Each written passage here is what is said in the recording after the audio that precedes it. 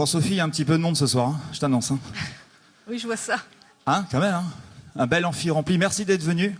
Bienvenue à l'UNC. Alors, juste avant de commencer cette conférence sur la mémoire au cœur de l'apprentissage. Bonjour. On va juste faire connaissance un tout petit peu avec le public. On voudrait savoir un petit peu qui y a à l'intérieur de ce public et comment se compose-t-il. Est-ce qu'il y a des étudiants de l'IUT? Levez la main, s'il vous plaît. Vous m'entendez? Est-ce qu'il y a des étudiants de l'IUT? Non? Des étudiants de licence L1, L2, L3. Joli. Y a-t-il des étudiants du master? Joli. Il n'y en a pas beaucoup quand même. Hein. Est-ce qu'il y a des élèves du lycée Blaise Pascal? Ah, voilà. Ça, oui. Là, ça commence, là. Bien. Est-ce qu'il y a les parents des élèves? Ah, joli, ça. Bon, Sophie, ça va être compliqué, hein, parce que je crois que de 7 à 77 ans, c'est assez représentatif. Bienvenue à tous. Ce soir, nous allons vous présenter une conférence, La mémoire au cœur de l'apprentissage. Et tout de suite, nous allons vous présenter, on va se présenter tout du moins. Alors, nous travaillons pour le laboratoire interdisciplinaire de recherche en éducation. Et nous travaillons sur un objectif de recherche qui est la réussite éducative en contexte multiculturel océanien. Depuis quelques années, on mène des recherches-actions. Donc ces recherches-actions ont pour but de collaborer et de coopérer avec des équipes éducatives afin de définir des outils d'efficacité professionnelle pour les enseignants, mais aussi et surtout des outils d'efficacité personnelle pour les élèves. Alors on s'intéresse tout particulièrement à l'accompagnement personnalisé et un des objectifs de l'accompagnement personnalisé, c'est de développer une méthode dans la démarche de projet personnel de l'élève. Alors on a mis en place un protocole expérimental depuis quelque temps où on va essayer de mesurer l'impact d'un dispositif de formation neuroéducatif sur les compétences professionnelles des enseignants, mais aussi et surtout sur la réussite académique et la réussite personnelle de vos enfants. Vous allez être plongé ce soir dans le début d'un dispositif de formation, le premier cours du dispositif de formation. Il y aura 4 modules. Un module apprendre à apprendre, apprendre à mémoriser, apprendre à se concentrer, apprendre à mettre en œuvre une stratégie. Et ce soir, on ouvre le bal avec apprendre à mémoriser. Sophie, je te laisse donc le soin de nous faire une petite approche physiologique de la mémoire. Alors bonsoir à tous. Je vais effectivement avoir la lourde tâche de présenter la partie peut-être la plus, on va dire, scientifique et peut-être la moins attrayante, mais comme je passe en premier, donc c'est peut-être plus simple pour avoir votre concentration. J'ai choisi donc aujourd'hui d'intituler ça la mémoire, en quoi est-ce une réalité fonctionnelle et une réalité anatomique, et d'essayer de vous présenter un petit peu les mémoires, la mémoire, puisque c'est quand même le sujet donc, de ce soir. Donc dans la conférence, il avait été précisé effectivement que quel est le rôle de la mémoire au cœur de l'apprentissage. Et effectivement, je tenais à rappeler un certain nombre d'informations, notamment que le cerveau donc, est un organe qu'on avait vu pour ceux qui étaient venus à la précédente conférence, est un organe extraordinaire puisqu'il vous permet donc de trier, de stocker un certain nombre d'informations. Dans un premier temps, c'est l'apprentissage, donc, qui est un processus qui permet au cerveau de capter un certain nombre d'informations et qui lui permet d'être tout le temps donc, en modification et en évolution. Et puis la mémoire, puisque c'est le sujet d'aujourd'hui, eh bien, va permettre d'encoder, de stocker et de récupérer ces informations. Donc voilà pourquoi on a intitulé la conférence donc, La mémoire au cœur de l'apprentissage. J'ai repris la définition tout en haut du petit Larousse sur la mémoire. Donc la mémoire, c'est effectivement une activité biologique et psychique qui permet d'emmagasiner, de conserver et de stocker et de restituer les informations. Quand je suis devant, j'ai un peu de mal à voir. On va donc se poser la question de savoir comment on fait pour mémoriser, où est localisée la mémoire, quelles sont les structures biologiques qui vont entrer en jeu dans ce processus, et surtout, est-ce qu'il existe une ou des mémoires, puisque c'était là-dessus qu'on avait concentré notre présentation. Alors vous faites attention à la question, parce qu'on va vous la reposer dans 15 minutes. Hein. Je vais passer là. Soyez attentifs. Alors, on va distinguer donc les mémoires en fonction, effectivement, donc il y a bien des mémoires. On va les distinguer en fonction de deux grands types de mémoires. Des mémoires donc qui sont une première catégorie qui sont sur les aspects fonctionnels de la mémoire et une deuxième catégorie donc sur les aspects donc fonctionnels et de stockage et une deuxième catégorie sur les aspects de durée et opérationnels. Donc on va voir qu'on a ces deux grandes catégories de mémoire. Il faut que je prenne le bip pour pouvoir être en bas. Et on va regarder dans un premier temps les mémoires en fonction donc de leur durée opérationnelle. Alors vous avez un premier type de mémoire qui est la mémoire immédiate ou la mémoire sensorielle qui a une capacité donc de stockage, vous voyez, d'environ, de moins d'une seconde.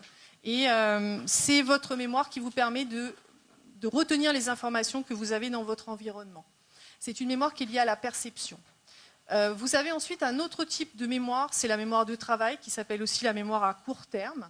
Et cette mémoire, vous voyez, elle a une durée de vie d'environ 20 secondes jusqu'à 1 minute, et elle vous permet de retenir au maximum 9 items. Donc c'est la mémoire que vous allez utiliser lorsque vous allez avoir un numéro de téléphone, quelqu'un va vous donner un numéro de téléphone, et le temps que vous l'écriviez sur un papier ou que vous le reteniez, c'est cette mémoire donc à court terme que vous utilisez. Et puis vous avez bien sûr la mémoire à long terme, c'est celle qui vous permet de stocker toutes les informations et qui a une durée donc de stockage qui est illimitée. Vous voyez que ces trois types de mémoire donc, sont en lien les unes avec les autres.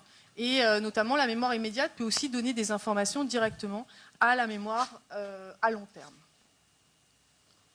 Alors, plus précisément, vous voyez que lorsque vous recevez une stimulation de votre environnement, c'est-à-dire une image, par exemple, ou un son, vous allez percevoir cette information et vous allez donc la stocker transitoirement dans une mémoire dite mémoire sensorielle.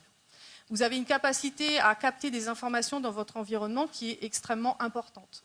Vous ne vous rendez pas compte, mais en fait, tous vos sens sont capables de capter des tas et des tas d'informations. Vous allez donc faire un choix d'attention et vous allez sélectionner, filtrer ces informations que vous recevez pour les stocker dans votre mémoire de travail, qui, elle, je vous l'ai dit tout à l'heure, est une mémoire donc à court terme, qui va avoir une durée de stockage de moins d'1 minute, mais c'est quand même celle qui vous permet de faire des calculs de tête, par exemple. C'est celle qui vous permet, par exemple, pour un traducteur, de faire une traduction simultanée. Et ensuite, si vous choisissez donc de garder un certain nombre d'informations de cette mémoire de travail ou cette mémoire à court terme, vous allez ensuite donc l'encoder et la consolider par répétition de l'information. Et donc, vous voyez qu'ensuite, il y aura stockage dans la mémoire à long terme. Et la mémoire à long terme elle-même va pouvoir ensuite communiquer avec la mémoire de travail pour pouvoir récupérer des informations. J'ai pris tout à l'heure l'exemple d'une personne qui fait une traduction simultanée, par exemple en anglais. Elle écoute un texte en anglais, je veux dire, elle le traduit en français ou l'inverse, peu importe. Eh bien, cette traduction simultanée, elle va le faire avec sa mémoire de travail, mais elle est obligée de récupérer des informations de sa mémoire à long terme, puisqu'elle va devoir utiliser des mots qu'elle a stockés dans sa mémoire à long terme. Donc, on a vraiment ces différents liens entre les mémoires, la perception, l'attention, l'encodage et la consolidation. Alors la mémoire à long terme, celle qui vous permet de stocker tous vos souvenirs, est elle-même divisée en deux grands types de mémoire. Une mémoire dite déclarative, qui est la mémoire qui est accessible à la conscience, c'est celle qui vous permet de dire comment vous vous appelez, où vous habitez, celle qui vous permet de redonner par exemple les capitales des pays ou ce genre d'informations. Et puis vous avez une autre mémoire qui est la mémoire dite non déclarative, implicite ou procédurale, qui est une mémoire inconsciente. Et c'est la mémoire qui vous permet, par exemple, de faire du vélo, de marcher. Donc, ce sont en fait des automatismes que vous avez appris, hein, il y a eu un apprentissage, mais dont vous n'êtes pas capable de dire précisément comment vous remobilisez les éléments pour pouvoir utiliser donc, ces différentes fonctions. Donc, on a vraiment deux types de mémoire à long terme, consciente et inconsciente. Si on regarde encore plus précisément, et je vais m'arrêter après dans la dichotomie des mémoires, mais on voit que la mémoire explicite ou déclarative est elle-même décomposée en deux types de mémoire. La mémoire dite autobiographique ou épisodique, qui concerne tout ce qui est votre vie, comment vous vous appelez, où vous vivez, tous les événements qui sont relatifs à votre vie personnelle. Vous avez ensuite la mémoire dite sémantique, ce sont toutes les informations que vous avez stockées sur les mots, les définitions, les concepts. Et puis de l'autre côté, dans la mémoire procédurale, eh bien, ou mémoire implicite, qui s'appelle aussi mémoire procédurale, vous verrez que vous avez 4 autres types de mémoire liés à des conditionnements, des amorçages, etc. Je ne rentre pas dans le détail, mais c'est pour vous montrer que la mémoire à long terme est décomposée en plein de sortes de mémoires.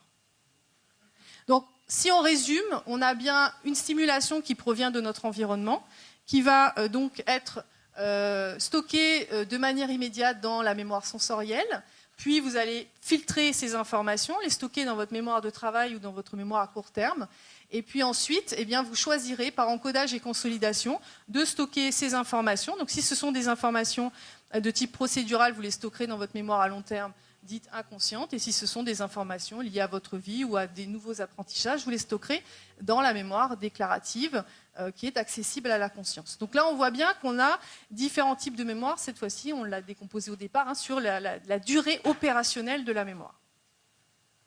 Alors, autre question qu'on s'est posée au départ, où est localisée la mémoire? C'est-à-dire, est-ce qu'il y a une zone particulière dans le cerveau? Pour ceux qui étaient venus à la première conférence, on avait un peu décomposé le cerveau, on avait regardé comment il était fait, et on peut se poser la question, où est localisée la mémoire? Alors, on appelle, c'est ce que je vous ai remis là, engramme. L'engramme, c'est le terme qui est utilisé pour définir le substrat correspondant à la localisation de la mémoire dans le cerveau. C'est sa trace biologique. Donc on va essayer de voir où est cet engramme au niveau donc, du cerveau humain. Et puis les amnésies, je veux dire, ont été un élément important pour pouvoir comprendre les mémoires. Puisqu'en étudiant les personnes amnésiques, donc je vous rappelle, les amnésies peuvent être liées à différents dysfonctionnements cérébraux. Ça peut être un accident vasculaire, ça peut être une tumeur, ça peut être un traumatisme, ça peut être une maladie dégénérative. Et du coup, l'étude des patients qui ont ce type d'amnésie permet de localiser la mémoire. Donc c'est un élément très important.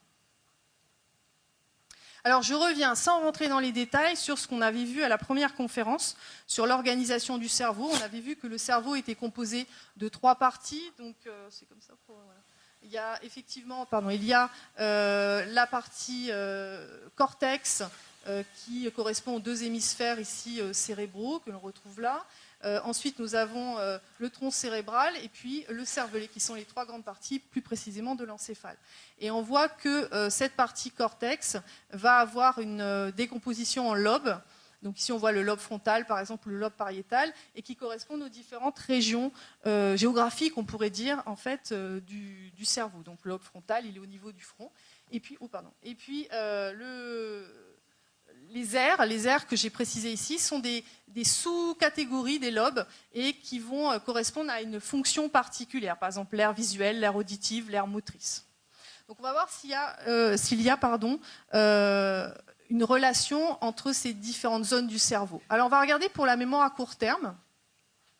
Et on avait parlé aussi la dernière fois sur la première conférence de ce qu'était un IRM fonctionnel. C'est donc une imagerie médicale qui est basée sur l'activité cérébrale et notamment la vascularisation du cerveau, des différentes zones du cerveau en fonction donc d'une activité qui est demandée à un patient dont on fait effectivement cet IRM.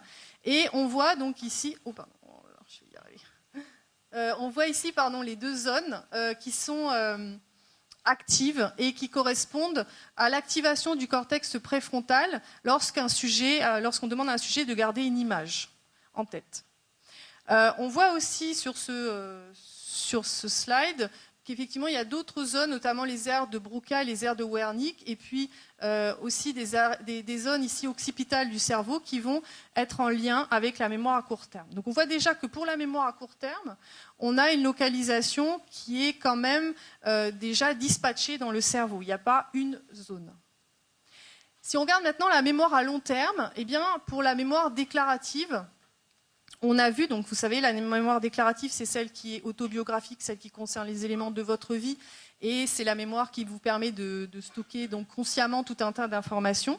On s'est rendu compte que ici, l'hippocampe était l'élément principal. Donc, vous voyez, c'est cette partie en jaune, et c'est cette partie du cerveau qui allait être en lien avec la mémoire donc dite consciente ou la mémoire déclarative. On a remarqué aussi que l'hippocampe au départ était stimulé dans cette mémoire déclarative. Par exemple, vous vous remémorez un bon repas que vous avez passé avec des amis.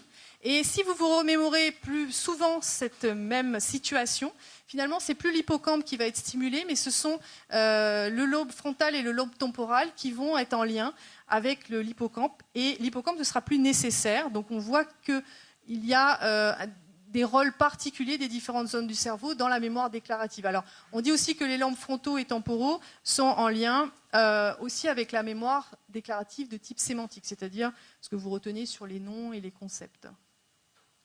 Alors, j'ai voulu parler du patient HM parce que je trouve qu'il illustre très bien cette problématique de l'hippocampe. Le patient HM est un patient canadien qui a été étudié pendant plus de 40 ans. C'est une personne qui souffrait de graves crises d'épilepsie. Et son médecin a décidé donc de lui enlever la partie interne de ses lobes temporaux. Et donc, il n'avait plus d'hippocampe. Et on s'est rendu compte que HM n'était plus capable de stocker de nouveaux souvenirs. Il était capable de se rappeler de ses souvenirs anciens, mais pas de ses nouveaux souvenirs.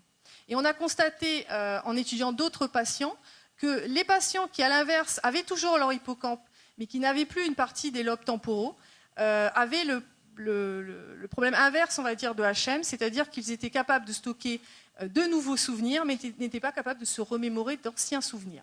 Donc ça montre bien, cette expérience, qu'il y a une véritable relation entre l'hippocampe et les régions temporales, donc les lobes temporaux, dans la mémorisation à long terme de type consciente ou déclarative. Il faut savoir que les amnésies, c'est généralement la mémoire déclarative qui est touchée. C'est rare qu'une personne oublie comment elle sait marcher, comment elle sait faire du vélo, ce genre de choses, sauf dans certaines maladies dégénératives. Mais souvent, les amnésies concernent plus particulièrement la mémoire autobiographique, qui on est, ce qui nous est arrivé, les événements de notre vie. Donc c'est souvent cette mémoire-là qui est touchée. Autre chose que je voulais dire sur la mémoire déclarative très importante, c'est le lien avec l'émotion. On sait que pour pouvoir stocker une information, c'est soit la répétition, soit effectivement le fait de la lier à une émotion, positive ou négative. Et on voit ici qu'on va parler de la mémoire émotive, qui fait partie de la mémoire déclarative. Et la mémoire émotive, en fait, va être en lien avec une autre partie ici. Oh, punaise, oh là là. Pas pratique ce truc. L'amygdale. L'amygdale qui est juste devant l'hippocampe. Et cette petite partie du cerveau est la partie du cerveau qui nous permet d'avoir des réactions, gérer nos émotions, des réactions de peur, d'anxiété. Et si l'amygdale, en fait, est en lien avec l'hippocampe au moment du stockage de l'information, eh bien, la personne va revivre émotionnellement les événements et ça permet un véritable ancrage de l'information. Et on sait que l'émotion est vraiment un élément extrêmement important dans la capacité à retenir une information. Alors enfin, la mémoire à long terme, la mémoire non déclarative, procédurale, celle du savoir-faire. Alors, on ne rentre pas non plus dans les détails, mais là on voit que c'est le ganglion de la base, le cortex prémoteur et le cervelet, ce qui est normal, parce que ce sont des éléments qui sont en lien notamment avec tout ce qui est la motricité. Et on voit là encore qu'on a 3 éléments, voire même plus, parce qu'on a même d'autres régions du cerveau qui sont en lien avec cette mémoire procédurale. Donc pour résumer, j'ai essayé de replacer les différentes mémoires et on voit qu'effectivement, la mémoire à court terme, c'est en vert, c'est le lobe préfrontal, le lobe occipital. La mémoire déclarative épisodique, c'est l'hippocampe. La mémoire déclarative sémantique, c'est le lobe frontal, le cortex temporal.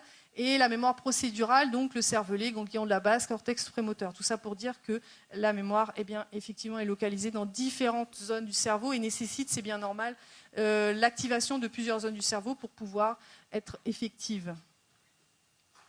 Un dernier aspect que je voulais voir donc, avec vous, c'est l'oubli. L'oubli, c'est quelque chose de normal. Vous traitez tellement d'informations que vous ne pouvez pas stocker la totalité des informations. Et vous allez donc sélectionner les informations qui vous semblent capitales et vous allez oublier celles qui n'ont pas d'intérêt. Donc c'est un processus normal qu'il faut bien sûr distinguer de l'amnésie, qui, elle, est liée à des tranches de vie entières que la personne va perdre, en fait. Donc l'oubli, c'est quelque chose de tout à fait normal. Vous traitez beaucoup trop d'informations pour ne pas vous permettre d'oublier. Voilà, donc en conclusion, je reviens sur l'apprentissage, la mémoire, on revient sur notre sujet. Donc en fait, l'apprentissage, c'est effectivement la première partie de la mémorisation, c'est l'encodage de l'information et les choix qui vont être faits. Et viendra ensuite donc le stockage, la remobilisation des informations au sein de la mémoire. Et la question était de savoir donc s'il existait des mémoires ou une mémoire et où est-ce qu'elles étaient localisées. Il existe bien donc différents types de mémoires en fonction de la durée opérationnelle, en fonction de leur localisation, et elles sont bien évidemment localisées dans tout le cerveau, hein, ce qui fait que en fonction de la partie du cerveau qui peut être atteinte, on peut tous, pourquoi pas, avoir des amnésies. Voilà, je vous remercie pour votre attention. Merci Sophie.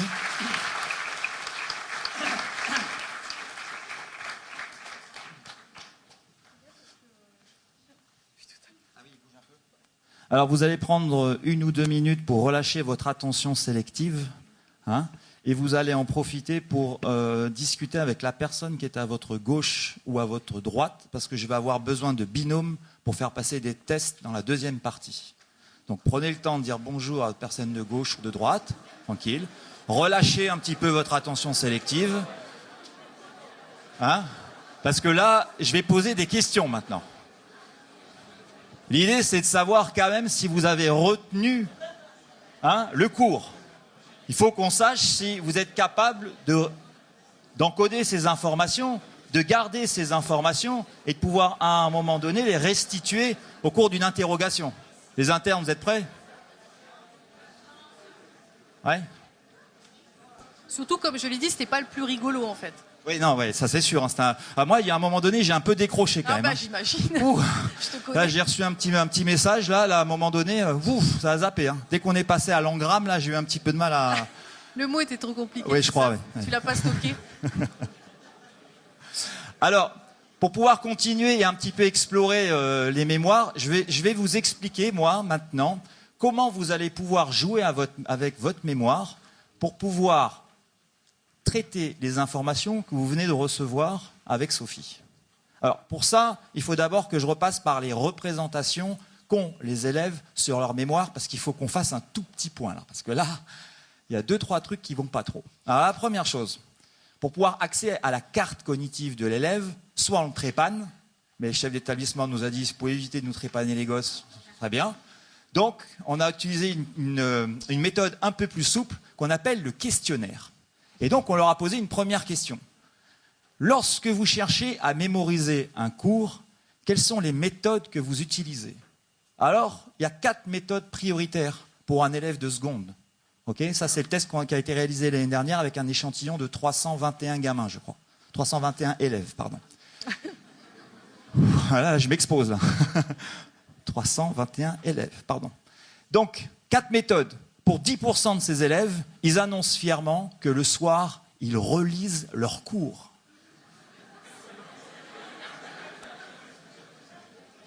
C'est le monde des oui-oui, quoi. Donc, tous les soirs, pour 10%, alors 10% de 323 élèves, hein, c'est 33 élèves. Hein. Il y en a dans la salle, là, qui relisent leurs cours tous les soirs? Bravo. Ok, on les tient, ils sont là. Nickel. Alors ensuite... Il y a ceux les surligneurs. Donc eux, leur stratégie, c'est j'écoute en cours et je surligne tout. Du jaune, du bleu, du rouge, je fais des croix, je reviens, tout ça et tout. Et ils annoncent fièrement aussi que c'est la meilleure façon d'apprendre. Okay. Là, on est à 30%. Enfin, il y a les retranscripteurs. Alors eux, il s'agit pour eux de reprendre le cours, okay, et de faire une fiche. La fameuse fiche. Ça vous parle, hein? Ah, ça vous parle un peu. Hein? La fameuse fiche. Donc après, on la perd, on l'oublie, on ne sait pas où elle est, mais ils font des fiches. Et enfin, pour 60% des élèves, ils pensent que l'apprentissage par cœur, par récitation, est la meilleure façon d'apprendre. Et alors, attention, ils nous disent qu'ils ont une technique. Ça ne sert à rien d'apprendre la veille, parce que de toute façon, on va oublier le lendemain. Ils n'ont pas tort. Ils n'ont pas tort. Vaut mieux apprendre à l'intercours, juste avant le contrôle. Comme ça, au moins, c'est réglé. Avec ça... Je crois qu'ils vont te maudire, ceux qui ont répondu au questionnaire. Non, c'est ça? Donc, je ne donne pas de nom, hein, rassurez-vous. Hein, on va y aller tranquille. Alors on leur a posé quand même une deuxième question. On voulait connaître leur sentiment d'efficacité personnelle, à savoir si cette stratégie qu'ils mettaient en place était réellement efficace. Alors, c'est le deuxième gramme que vous avez. Donc, vous avez en ordonnée les pourcentages de réponses et en abscisse, vous avez une échelle critériée avec 5 critères qui va de pas du tout à tout le temps. Et on voit quelque chose de relativement significatif au milieu, hein, Guillaume. On a à peu près 65% de ces élèves qui sont pas sûrs que ça soit vraiment efficace et quelquefois de temps en temps. Donc, ils mettent en place une stratégie, mais ils ne sont pas sûrs non plus qu'elle soit réellement efficace pour pouvoir mémoriser. Waouh, je crois qu'il y a un peu de boulot à faire là. Alors, pour continuer un petit peu notre investigation, on va vous amener au cœur d'une classe de seconde. Donc, au cœur d'une classe de seconde, vous avez un émetteur et vous avez un récepteur. On est d'accord? L'émetteur, l'enseignant, va tenter de motiver l'élève à capter l'information. Et l'élève, lui, de son côté, va tenter de canaliser, réguler son attention pour pouvoir essayer de récupérer l'information. C'est quand même un jeu assez compliqué, hein, parce qu'il va falloir jouer sur le niveau d'attention, il va falloir jouer sur le niveau de motivation, mais on sait une chose, c'est qu'à la fin du cours, on sait qu'il y a très peu de connaissances qui vont rester. Alors le premier qui a travaillé là-dessus, c'est M. Hermann Ebbinghaus, qui en 1885 va exposer sa première théorie, qui est la courbe de l'oubli. Alors la courbe de l'oubli, elle est assez significative. Vous avez le pourcentage de rétention d'informations en ordonnée, et vous avez les intervalles de temps à partir du moment où il y a eu la séquence. Lorsque vous sortez du cours, vous avez déjà perdu 20% des connaissances. Le fait de rien que de sortir, vous avez déjà perdu 20%. Pratiquement immédiatement, c'est comme s'il y avait la porte et boum, on en laissait 20 derrière. Il reste donc les 80%.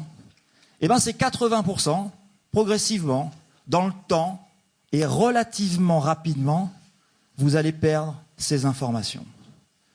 À 31 jours, il vous reste pratiquement plus que 20% de ces informations. Ça, c'est un autre problème. Ça sous-entendrait qu'à un moment donné, quoi qu'on fasse en cours, même si on est attentif, et c'était la posture un petit peu de ces élèves, vous les avez vus, ils sont attentifs, prennent des notes, font des exercices, répondent bien, enfin c'est... Waouh! Ils n'apprennent pas. Enfin, ils ne mémorisent pas. C'est-à-dire que dans la phase d'apprentissage, il y a un problème de mémorisation.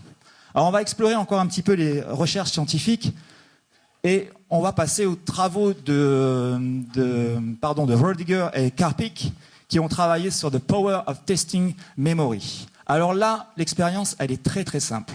Vous allez vous fixer sur le gramme numéro 2, ok ? Et je vais vous expliquer un petit peu ce qu'il a essayé de montrer. Ce monsieur s'est intéressé à l'impact que pouvaient avoir des tests de mémoire dans des phases d'apprentissage. Il a constitué 3 groupes. Premier groupe, le groupe 1, il a appelé ça le SSSS. Les scientifiques, ils aiment bien utiliser des codes comme ça fait waouh. Deuxième groupe, on l'a appelé le SSST. Et le troisième groupe, c'est le STTT. Pourquoi? Parce que dans le premier groupe, on a demandé à ces étudiants d'apprendre 4 fois la même séquence. Dans le deuxième groupe, on leur a demandé d'apprendre 3 fois la même séquence et d'effectuer un test de mémoire. C'était un quiz, en fait. Et dans le troisième groupe, on leur a demandé d'apprendre 1 fois et 3 exercices d'entretien de la mémoire. Lorsqu'on regarde les courbes, on s'aperçoit que ça, c'est votre stratégie numéro 1. C'est la stratégie du par cœur. Ok? C'est j'apprends 3 fois la même. Au bout de 5 minutes, il y a une très bonne restitution, mais lorsqu'on fait un test de restitution à ces étudiants au bout d'une semaine, on voit qu'il y a une déperdition de 40% des connaissances. Sur le groupe numéro 2, qui a effectué juste un test, on voit qu'on a une déperdition de 20%. Et enfin, sur le troisième groupe, qui a effectué 3 tests de mémoire, on n'a plus qu'une déperdition de 10%, un peu plus de 10%. Ça sous-entend qu'il il faut nécessairement changer de stratégie. La stratégie numéro 1 d'apprendre par cœur n'est pas efficace, n'est plus assez efficace.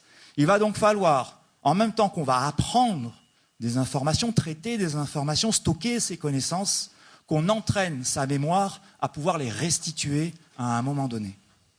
Alors, comment on fait? C'est bien, je vais vendre la méthode, on va faire passer une urne là, et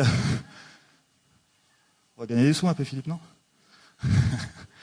Alors, il faut bien comprendre une chose, c'est que les derniers travaux en neuroéducation, notamment les travaux de Steve Masson au Canada, ont montré que le cerveau posait des contraintes dans l'apprentissage. Et le cerveau pose 3 contraintes, et Sophie l'a très bien expliqué dans sa première partie.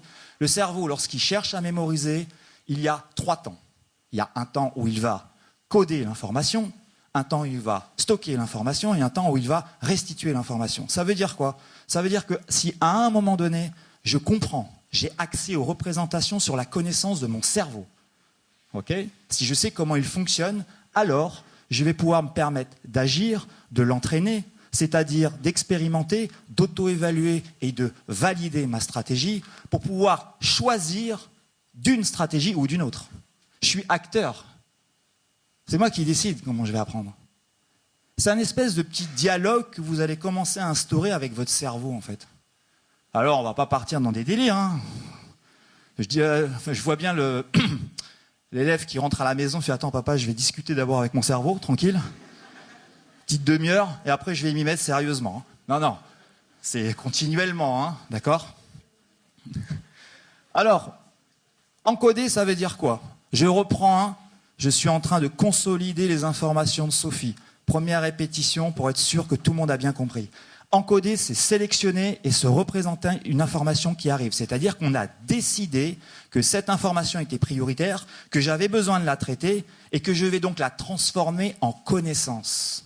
C'est-à-dire qu'à un moment donné, elle va m'éclairer sur le monde, sur moi, sur tout ce que j'ai besoin de savoir. Mais il va falloir que j'ai cette activité de sélection. Et en plus, cette sélection ne va pas suffire.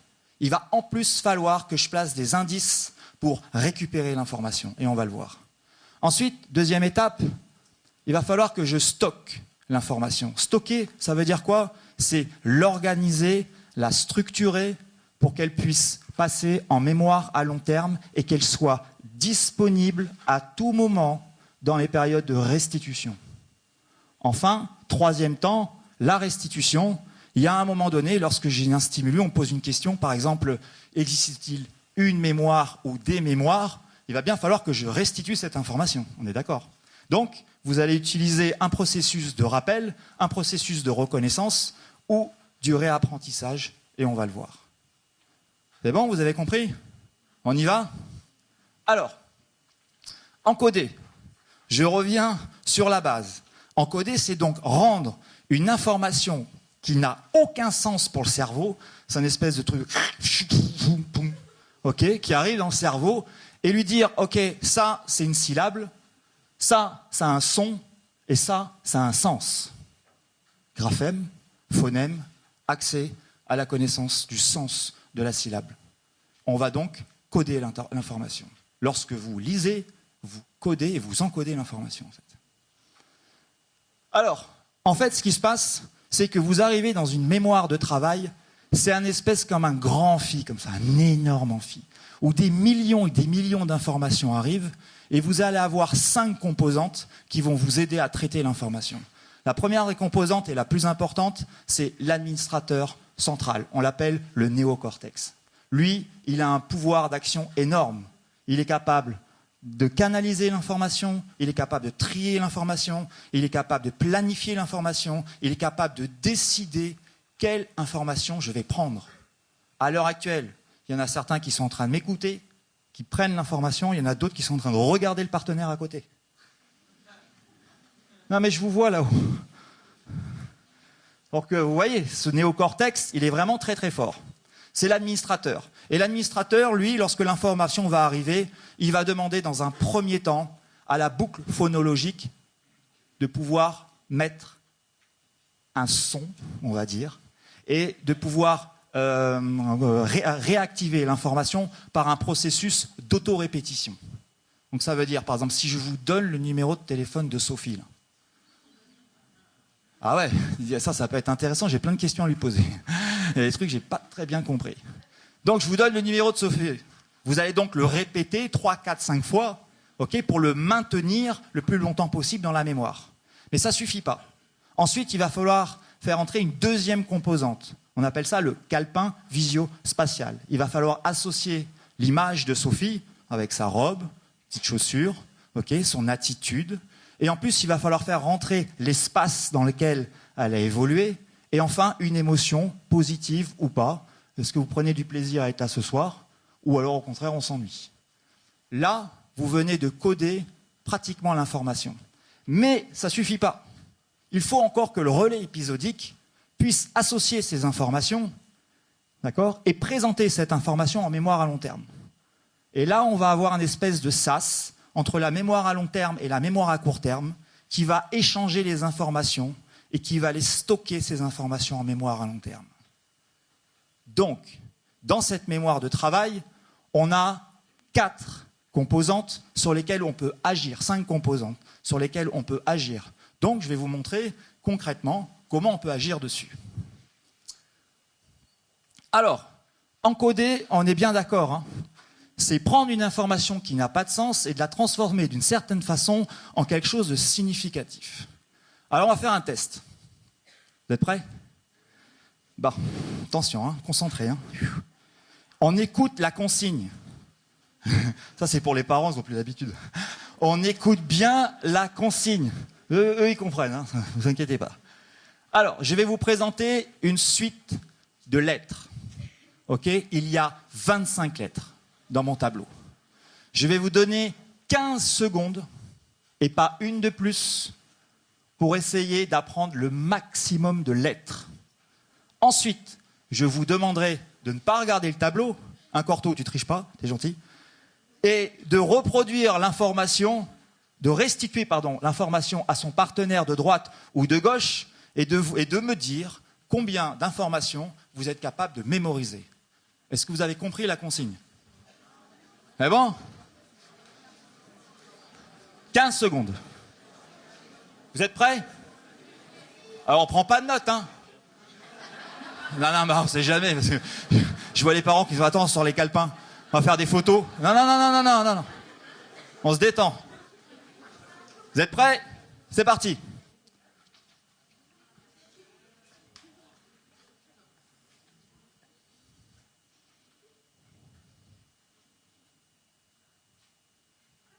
Eh bien, il vous reste quelques secondes.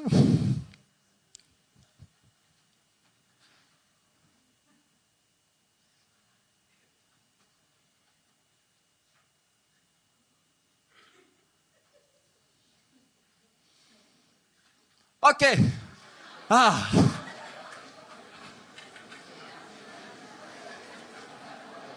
Fait mal au crâne, hein, quand même. Hein. Bon, alors, on se tourne donc vers la personne de gauche. Ok, et on essaye de restituer le plus grand nombre d'informations, s'il vous plaît.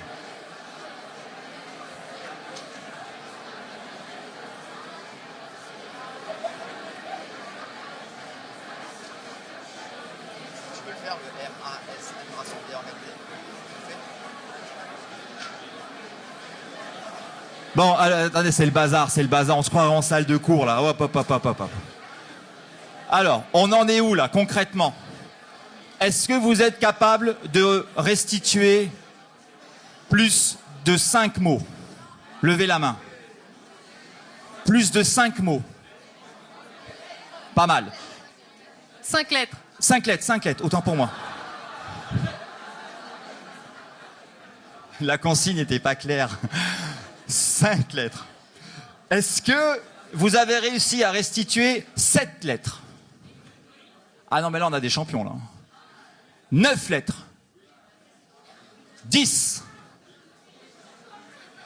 15. Alors là, il faut arrêter de mentir, hein, parce que tout à l'heure, j'ai dit que c'était pas possible. Hein. Ah, 15, on commence à avoir des gens qui ont mis en place une stratégie. Est-ce que tu es capable de me restituer les 25 lettres? Non? T'es sûr? On essaye?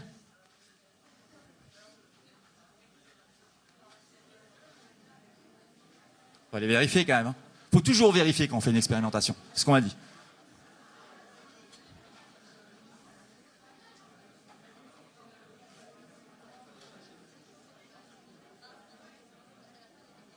Ah, c'est pas mal.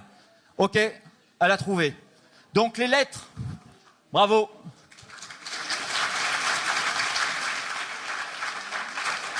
Donc si vous devez restituer les lettres, c'est très simple. R, A, S, S, E, M, B, B, L, E, R, E, T, O, R, G, A, N, I, S, E, R, L, E, S, I, N, F, O, R, A, F, O, R, M, A, T, I, O, N, S. Pierre-Yves, tu l'as appris par cœur.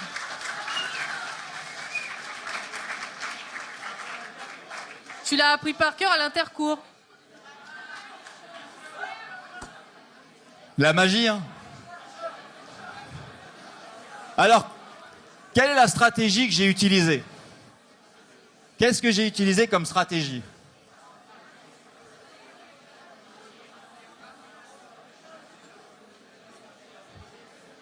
Voilà, rassembler et l'information.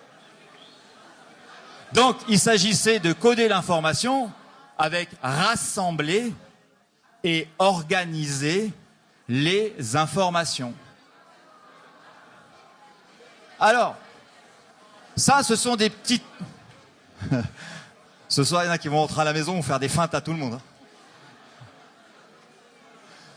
Alors, techniquement, qu'est-ce qui s'est passé? Ben, c'est simple. Le cerveau, et Sophie vous l'a dit, est incapable de traiter 25 informations dans le millième de seconde ou dans la seconde. C'est pas possible. Donc, il va falloir augmenter ce qu'on appelle l'impant mnésique. Il va falloir donc augmenter la capacité de stockage des informations. Okay? Pour ça, on va donc regrouper 3 mots. Okay? Pour le cerveau, c'est donc plus que 3 ou 4 informations et non plus 25 informations. Ok? C'est bon pour vous? Donc, vous notez ça parce que tout à l'heure, il y a un quiz. Hein. Il y a des quiz tout le temps. Alors, le problème, c'est que ça ne suffit pas. Ça ne suffit pas pour le cerveau. Il va falloir que j'utilise un autre outil beaucoup plus important qu'on appelle les indices récupérateurs. Alors, je me suis mis dans la peau d'un élève de seconde, de la classe Cham. Elle est là, la classe Cham, au fait? Ah. Il y en a une de la classe Cham. Ils avaient annoncé qu'ils étaient 8. Hein. Ils sont venus à 1. Alors, les indices récupérateurs. Je me suis mis dans la peau d'un élève de seconde, okay, et j'ai essayé de répondre à la question, existe-t-il une mémoire ou des mémoires? Et j'ai donc retranscrit, sans avoir mes notes, okay, mes idées prioritaires, mes idées principales, mes idées importantes. J'en ai 3 d'idées. La première, c'est que la mémoire, il y a une activité du cerveau avec 3 fonctions: emmagasiner, conserver, restituer. Pour moi, je vais garder le procédé mémotechnique pour m'en souvenir et je vais faire homme-corps. Okay? Pour moi, emmagasiner, ça me parle, c'est chez Camille, c'est le magasin chez moi au village. Boum, je mets un indice récupérateur. Je vais en avoir besoin tout à l'heure.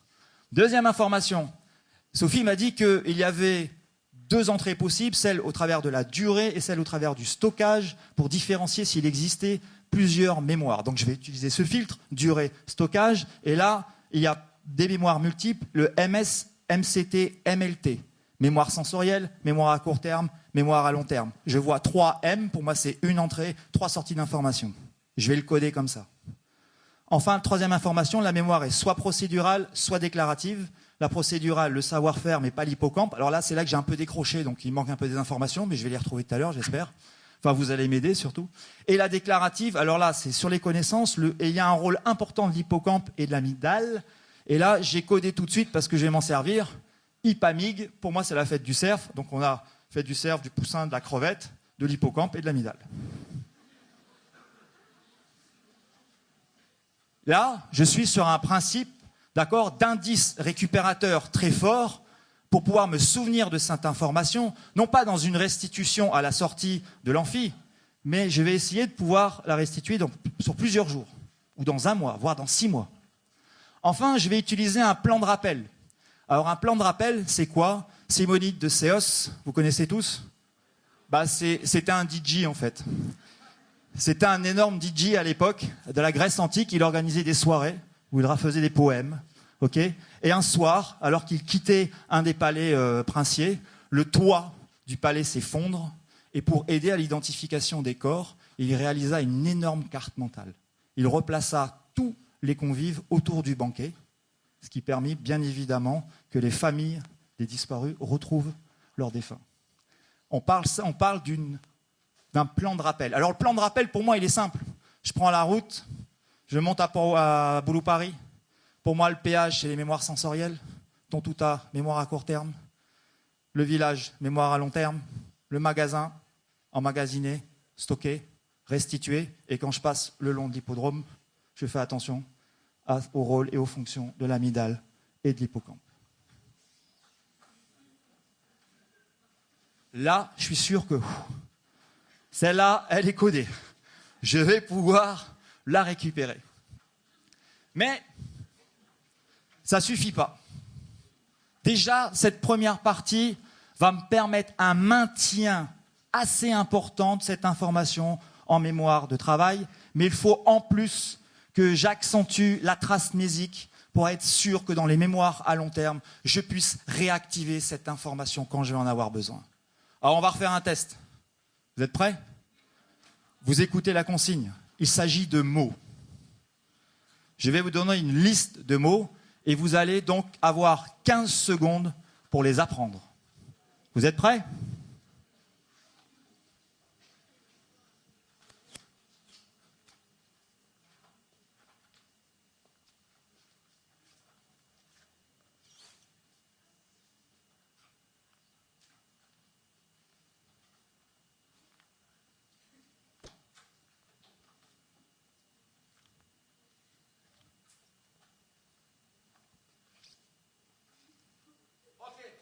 Ah, pardon.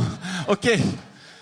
Alors, vous vous tournez vers votre partenaire, votre binôme, et vous essayez donc de me restituer les 14 mots, s'il vous plaît.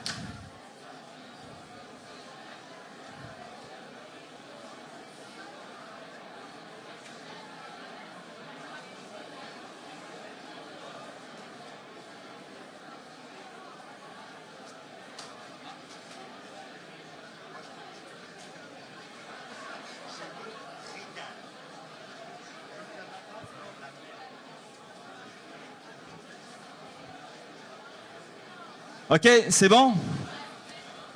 Qui a réussi à restituer l'ensemble des mots?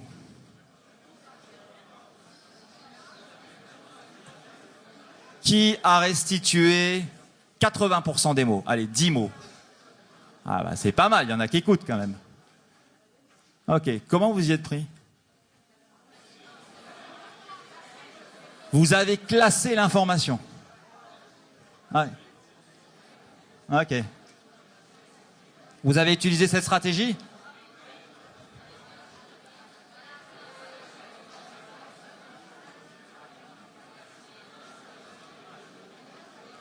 On est exactement sur la même chose que tout à l'heure. Il s'agit d'augmenter l'impant mnésique, pardon.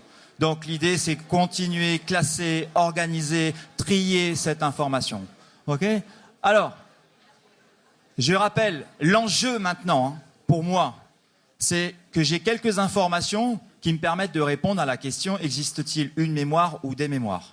Il faut encore que je puisse classer et organiser, parce que l'enjeu, c'est de passer de cette mémoire à court terme, qui est une espèce de bloc-notes. Vous voyez un petit peu les notes qui traînent sur votre bureau, et à un moment donné, tiens, je vais les classer, je vais les organiser, parce qu'à tout moment, je vais avoir besoin de cette note pour pouvoir avoir cette information et utiliser cette information. Ça va être un petit peu la même chose avec la mémoire. Il faut absolument que je fixe cette information le plus loin possible, qu'elle fasse un chemin le plus loin possible pour pouvoir mieux l'utiliser ensuite. Alors, comment je vais m'y prendre? C'est très simple.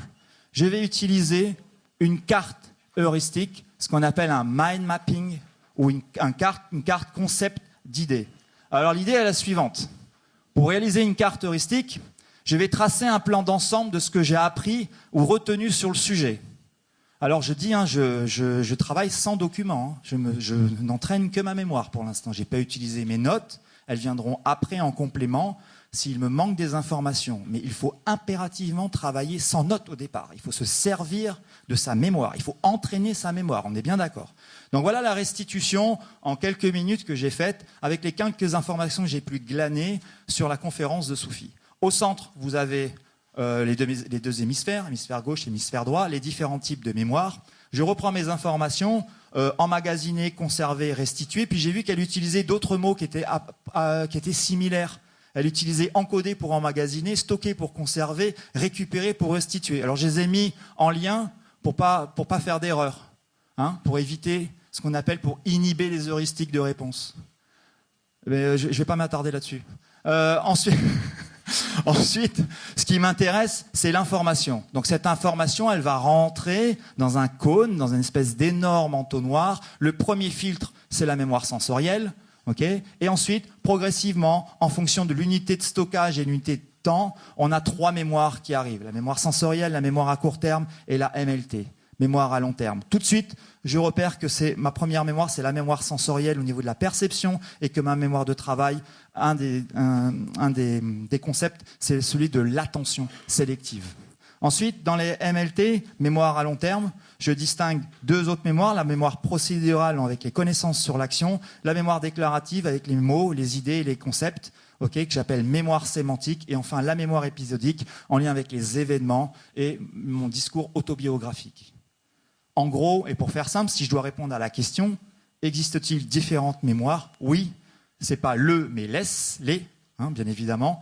Il y en a 5, sensoriel, travail, procédural, épisodique, sémantique. Alors, ça, c'est la première étape. Ensuite, la deuxième étape, c'est d'aller prendre le cours et de mettre en lien toutes les informations qui, pour l'instant, je n'ai pas réussi à traiter et à organiser. Mais au moins, déjà, j'ai une base. Ça, je vais pouvoir le garder assez longtemps. Et ça, c'est placé dans les mémoires à long terme. Bingo, ça y est. Enfin, une partie du travail est enfin réalisée. Maintenant, il me reste la dernière étape. C'est lourd, hein? Restituer l'information. Alors, restituer l'information, la problématique, il n'y en a pas vraiment. La première, c'est que déjà, il faut que vous sachiez que le sommeil permet, aide à la restitution de l'information. Alors, il y en a certains qui se disent, alors ça, c'est la bonne information de la soirée, quoi. Si j'en retiens qu'une, l'information prioritaire de ce soir, c'est que finalement je vais faire une sieste, finalement je vais dormir beaucoup plus, comme ça je vais mieux apprendre. Alors oui, bien évidemment, le sommeil facilite les phases d'encodage de l'information, consolide les informations. Par contre, on n'apprend rien en dormant, on est bien d'accord, hein? Ça c'est réglé, hein? Comme du papier à lettres. Hein.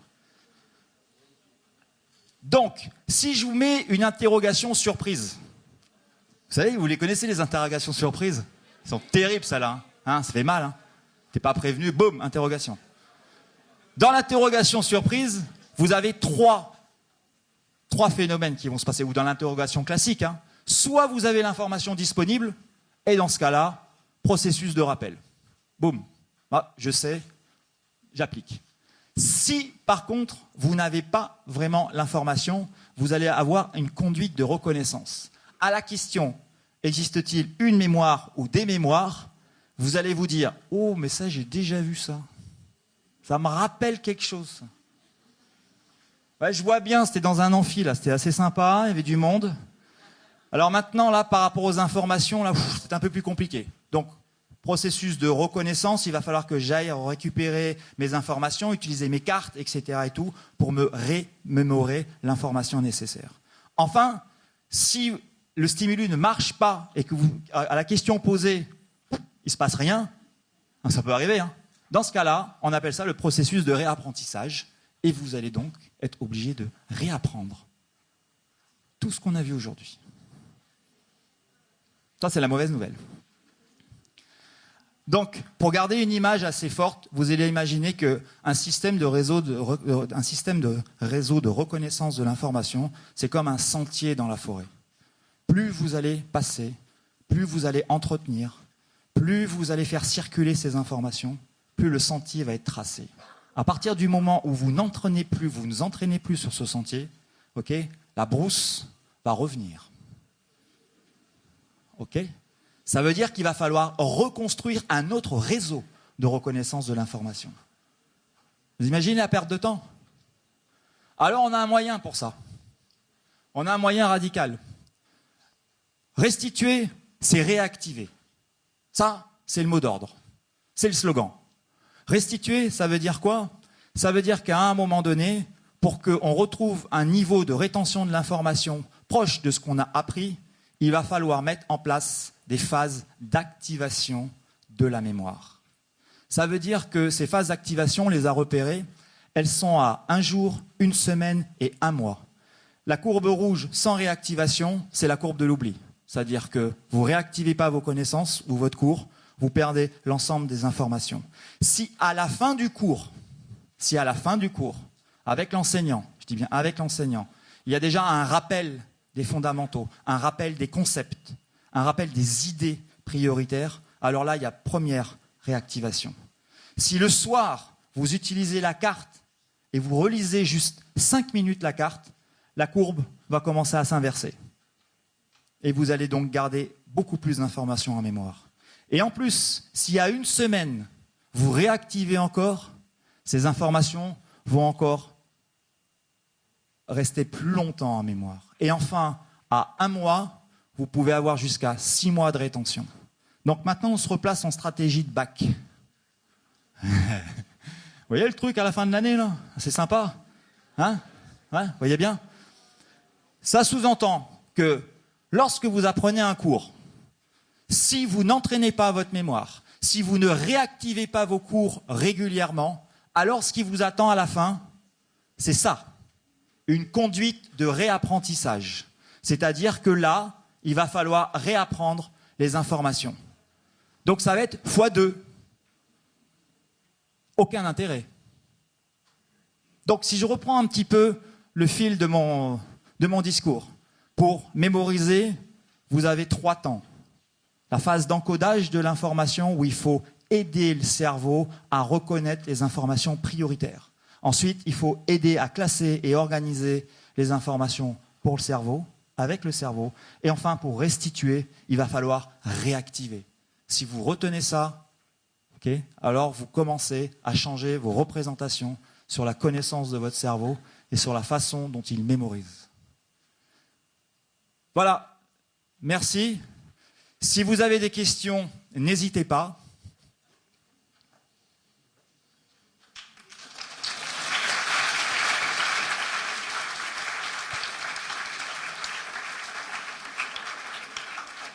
On est dans les temps et on peut prendre 5 minutes de questions. Donc n'hésitez pas avec Sophie. Donc vous avez bien compris, hein, toute la partie neurophysiologique, vous vous adressez à Sophie. Toute la partie neuroéducative, je veux bien y répondre. Est-ce qu'il y a des questions? Non? Bon, eh ben c'est que le message a été clair. Ah pardon.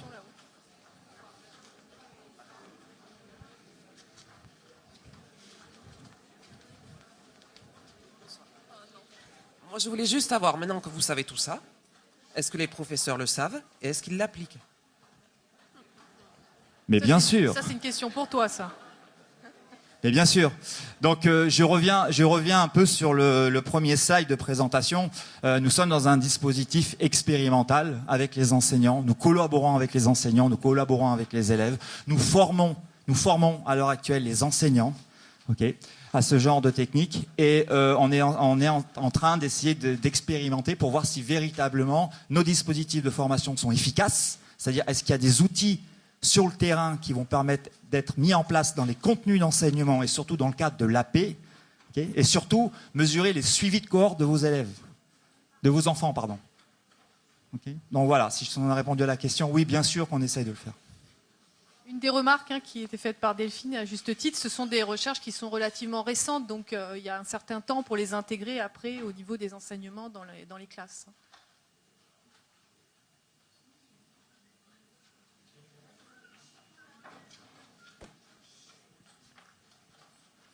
J'ai beaucoup entendu le mot apprendre, apprendre, apprendre, mais pas du tout le mot comprendre, ni celui intérêt, ni celui de plaisir.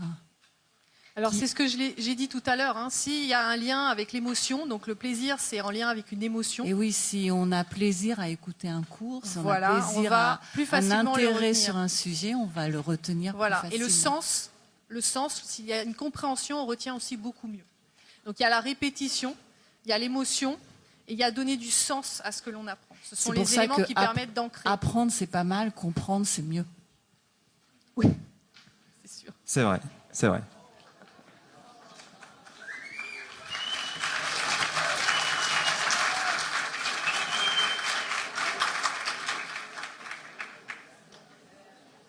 Tous ceux qui ont applaudi, bien sûr, comprennent avant d'apprendre, c'est ça?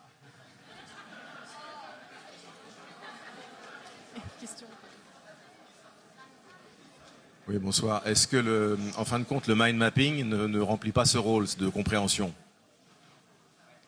Il permet de faire des liens, effectivement. Puisque là, on retraite la totalité de l'information, on la met en lien. Oui, non?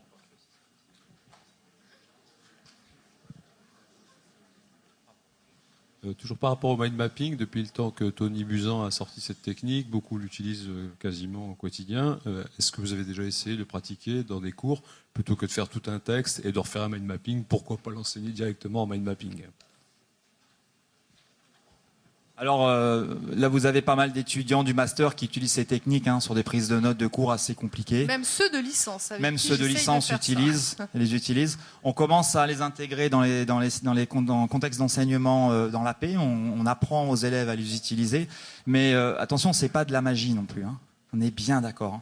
C'est une technique qui demande un temps d'apprentissage assez long. Il faut utiliser des concepts, il faut pouvoir les mettre en lien, il faut utiliser beaucoup de calligraphie, donc beaucoup de coordination motrice aussi digitale pour pouvoir écrire, réaliser sa carte. Et ça demande une sacrée structuration dans l'espace. Et certains gamins n'adhèrent pas du tout en fait. Donc il ne faut pas non plus imposer la carte heuristique, parce que certains gamins ne veulent pas l'utiliser. Il faut leur laisser la possibilité. Donc on essaye de voir à l'heure actuelle si véritablement c'est un outil d'efficacité, c'est-à-dire est-ce qu'ils apprennent mieux lorsqu'ils utilisent la carte ou pas en fait. Voilà. Ah, il y a des questions. Une autre question?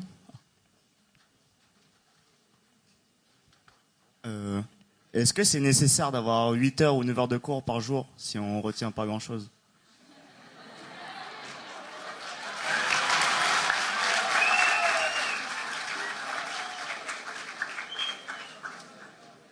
Alors là, on a quand même une remise en cause de l'institution, je trouve. Puisque apparemment, si on ne procède pas aux de différentes répétitions à intervalles définis comme sur le graphique, on n'a plus rien à la fin. Donc est-ce qu'on pourrait arriver avec une bonne méthode à condenser l'année du bac en un mois? Je vous remercie pour ces questions intéressantes.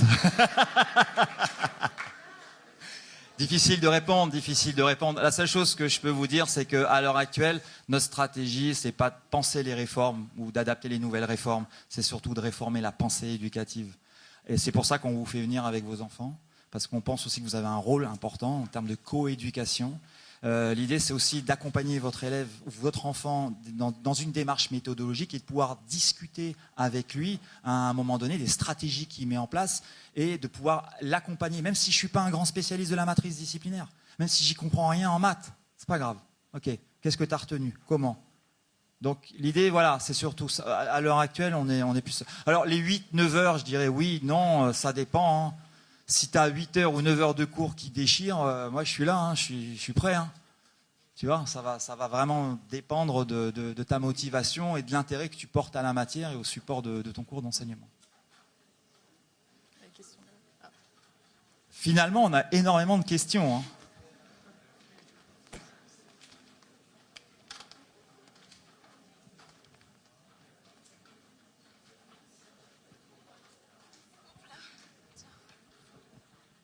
Oui, donc pour revenir sur la question du mind mapping, moi personnellement j'adhère pas du tout, mais quelle autre solution est-ce qu'on a? Parce que j'arrive pas à apprendre tout simplement, quoi. Et je suis un peu en prépa, je vais passer les concours et voilà comment on fait. les questions sont assez précises quand même. Hein. Oui, Hein, elles sont c'est-à-dire stratégiques. on veut des solutions. Hein. C'est un peu la méthode miracle. Hein. difficile de te répondre. Il faudrait qu'on puisse avoir accès à tes représentations, savoir quelle stratégie tu utilises. Est-ce que c'est un problème d'attention? Est-ce que c'est un problème de mémorisation? Est-ce que c'est un problème de restitution? Est-ce que tu comprends ce que tu apprends? Tu vois? Donc il peut y avoir plein de petits phénomènes dessus. Mais il est vrai qu'une carte heuristique, c'est pas la solution miracle. On est bien d'accord. Hein. Okay, c'est vraiment un support qui doit être travaillé. Je pense qu'il faut, à l'heure actuelle, dans une classe de seconde, il faut à peu près 5 à 6 mois pour qu'un élève puisse utiliser correctement une carte d'idées mentale. J'avais une autre question. Tu peux répondre aux questions, Sophie? Oui, c'est pour Sophie, parce qu'on ne l'a pas entendu beaucoup ce soir. C'était super intéressant, je voudrais qu'elle me réponde. Moi, je voulais savoir si on était tous égaux face à une capacité de stockage. Par rapport à ça, si on est tous égaux, ce serait qu'une histoire de technique et on réglerait les problèmes de résultats scolaires et d'échecs scolaires. Donc, est-on égaux et comment peut-on l'évaluer? Et alors, deuxième question, ça je fais un package. L'oubli.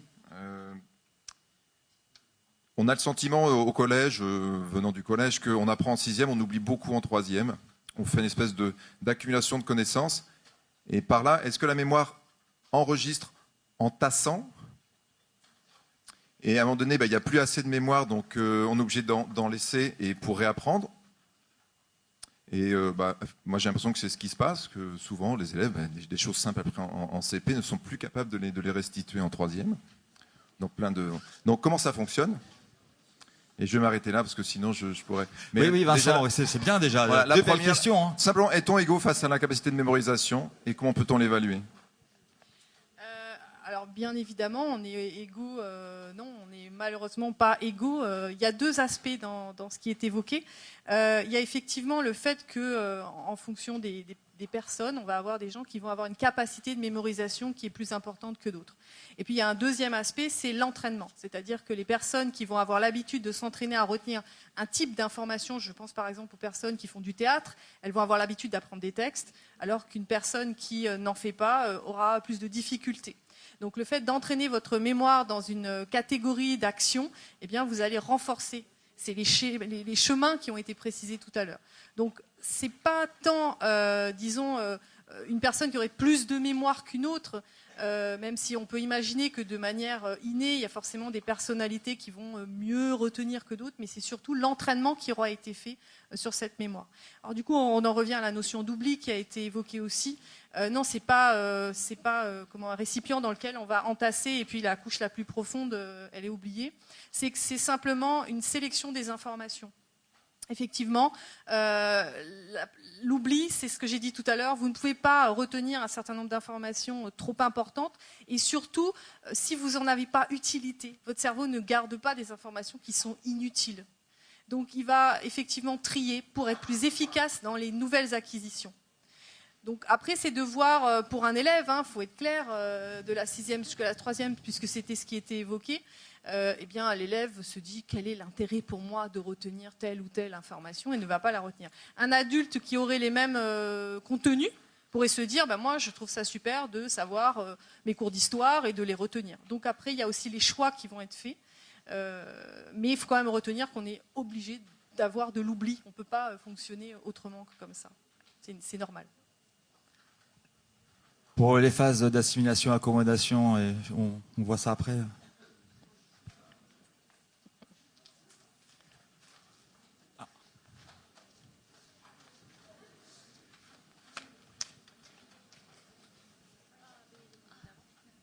Oui, moi c'était une question, parce que j'avais vu dans un article scientifique qu'il existait des personnes qui avaient une mémoire dite absolue.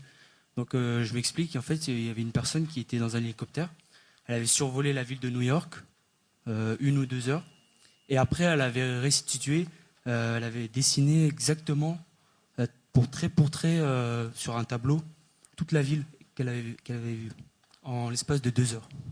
Donc comment on peut expliquer ce genre de phénomène?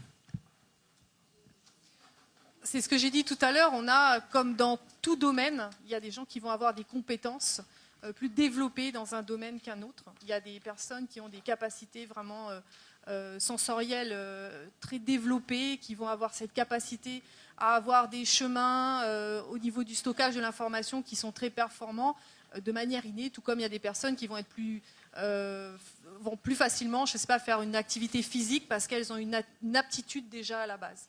Donc cette personne-là, elle rentre dans cette catégorie-là. Ce sont des personnes qui ont ces aptitudes de manière presque innée en fait. Donc pour elle, c'est une compétence qui est déjà présente, donc beaucoup plus facile à développer. Et donc elle va avoir développé cette compétence depuis plus longtemps finalement que vous, puisqu'elle l'avait dès le départ et elle s'est entraînée à ça. Donc dans l'exemple qui était cité là. Dans l'exemple que tu donnes, qui fait le buzz un petit peu, qui tourne beaucoup sur Internet, hein, parce que les images sont très sympas, on voit donc un jeune Américain qui monte dans un hélicoptère, qui survole la ville de New York et qui est capable de restituer un plan énorme de toute la ville de New York en quelques heures. Si tu te souviens un petit peu du coup, on est là sur le calepin visio-spatial, c'est-à-dire qu'il a un traitement très efficace dans sa mémoire de travail à très court terme, où il est capable d'emmagasiner et de stocker ses informations. Par contre, il est capable de les restituer dans un temps très court. C'est-à-dire, il sort de l'hélicoptère et boum, il faut qu'il s'y mette, quoi. Si tu le fais sortir l'hélicoptère 2 mois après... C'est le principe de l'intercours. Pas sûr, quoi. Tu vois? Ah. Sophie, une question pour toi.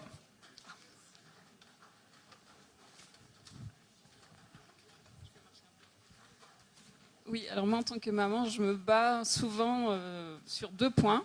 L'alimentation, parce que je pense qu'il y a des aliments de la mémoire, mais surtout, les enfants ne peuvent pas maintenir leur attention, notamment une matinée entière de 7h10 à 12h25, s'ils n'ont pas pris un bon petit déjeuner. Bon, ça c'est une chose, donc je ne pense pas que je sois dans le faux. Et aussi les perturbateurs environnementaux. Je pense surtout aux écrans, au téléphone, aux copains qui appellent, etc. Quand on est en plein apprentissage, forcément c'est moins efficace. Donc est-ce que vous avez des études qui sont faites là-dessus? Alors on a abordé, Sophie, je vais te laisser répondre, mais on a abordé ce phénomène qu'on appelle la procrastination l'année dernière. Dans la première conférence, oui. Donc ça c'est plus pour les aspects perturbations. Voilà. En ce qui concerne l'alimentation, bien évidemment, il y a 2 aspects qui ont été évoqués. Est-ce qu'il y a des aliments qui favoriseraient le fonctionnement cérébral, en fait? Évidemment qu'il y a certains éléments qui sont nécessaires à la construction des connexions neuronales, à l'activité donc du cerveau. Et si ces éléments sont présents, notamment, je pense à la vitamine B, enfin à c'est une famille, les vitamines B.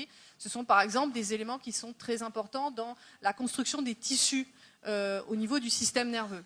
Donc bien évidemment, l'alimentation passe par là. Si on est dénutri sur ces éléments carencés, eh bien forcément, ça aura des conséquences. Et à l'inverse, si on a des éléments permettant la construction de ces tissus, ça favorise.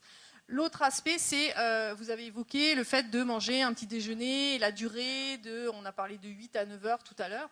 Là, c'est autre chose. C'est être dans le cas d'un besoin, c'est-à-dire de valoriser un besoin. Et il faut savoir que le cerveau fonctionne, je l'avais dit dans la première conférence, c'est un gros consommateur de glucose. Et c'est le plus gros consommateur. Et donc, bien évidemment, c'est lui qui va puiser dans le stock. Et il va y avoir cette nécessité, notamment, à manger ce qu'on dit des sucres lents, pour pouvoir permettre au corps d'avoir en continu un apport donc, en glucose qui va permettre de pouvoir faire fonctionner le cerveau, mais pas que pour l'apprentissage, pour tout le reste. Et vous vous en rendez compte aussi, quand une personne est en hypoglycémie, elle tombe dans les pommes. Ça veut bien dire que la première fonction, on va dire, c'est la fonction de veille, qui est atteinte. Donc là, c'est normal, on est dans les fonctions physiologiques de base. Voilà, je pense qu'on va arrêter là pour ce soir. Voilà, on va conclure. Je voulais remercier les enseignants du lycée Blaise Pascal qui nous accueillent dans leur classe pour faire des manips. Je voulais remercier les élèves des classes de seconde qu'on visite, qu'on vient rencontrer. Oui, je rappelle que c'était vraiment à viser des élèves de seconde. Ouais. On a vraiment fait ça pour les élèves, donc... on a essayé de faire quelque chose qui puisse... Oui, la conférence était adaptée quand même. D'accord, on a essayé, tout du moins. Et enfin, je voulais remercier ce qu'on appelle chez nous le COPIL, le comité de pilotage. Ce sont des gens qui nous permettent de faire de la recherche. Ce sont des gens qui assurent tout le suivi administratif et logistique. Je pense à Julie de Castille, à Anne Basili, à Philippe Gallet et à Yannick Léran, la directrice de l'ESP, qui nous permet de pouvoir mener à bien ces actions recherche. Voilà, je vous souhaite une bonne soirée et à bientôt.